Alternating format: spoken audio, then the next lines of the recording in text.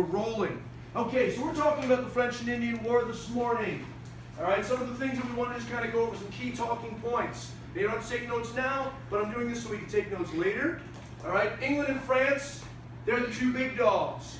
Okay, the idea being that they're like the kind of, you know, in the Old West, you'd have the good guy and the bad guy, and the idea is, quote unquote, this town isn't big enough for both of us.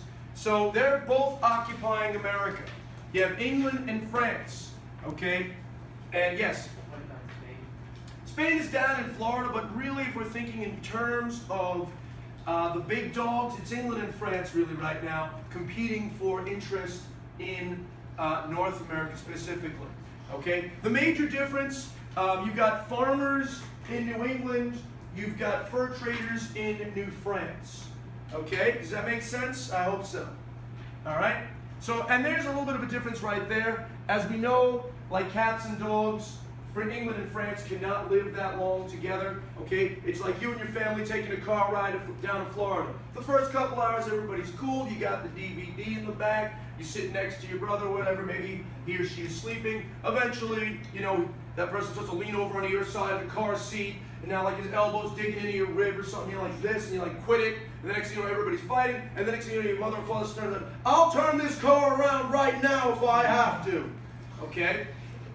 Once they begin to conflict, once they begin that rub against each other, like you begin to elbow each other in the car, okay, there, the ORV, Ohio River Valley, that's the bone of contention. This is going to start the French and Indian War. England is going to be the victor here, and France will be kicked out of North America. Okay? It's a good thing I have good health insurance, so I might have just pulled my hamstring. But anyway, okay. So a little bit about New France. Up in Canada, Mississippi River down to Louisiana. It's a sparsely populated area. Okay? Pretty much good relationships with the Native Americans. They did try to make the Native Americans convert to Catholicism. The fur trade is really big, especially with the beaver. The beaver, I should say, not the beaver. The beaver. Okay? All right? And then we have the English colonies, okay, which are based on manufacturing, based on money-making, settled areas for England. All right? So here's what happens. It's all about the control of the Ohio River Valley. All right, France and England are fighting for control of North America. Okay, you have the Iroquois on the side of the English, the Algonquin on the side of the French.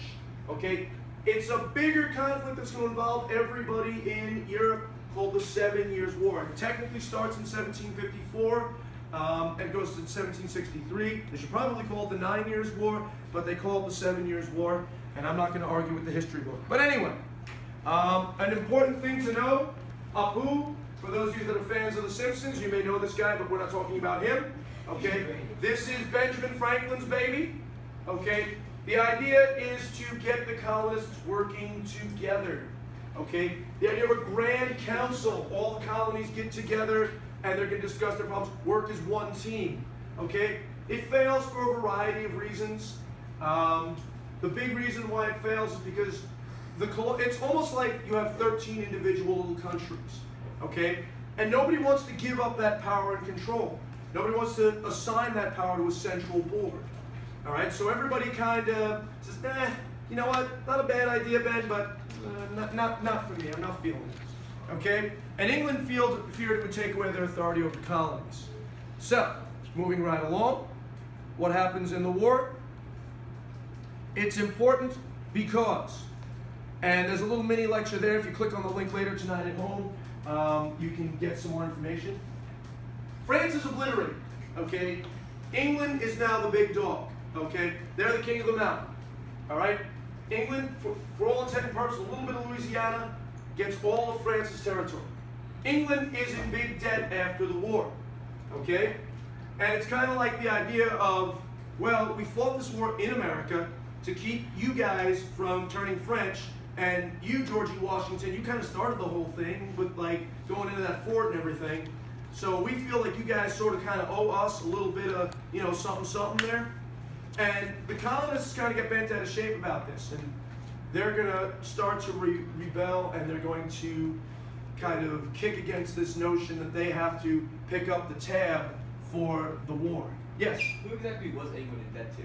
Well, England was in debt for the cost of fighting the war. You have the army, feed and clothe an army. So they're in debt to the colonists themselves?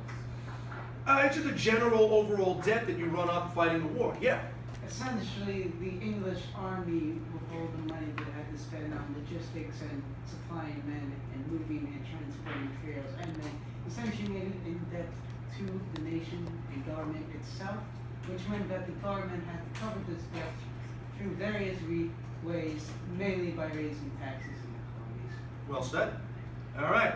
And this eventually will lead, as we know, to the Revolutionary War. The first shot of the Revolutionary War, the first step on the road to revolution, okay, is this proc of 1763, the proclamation of 1763. Okay?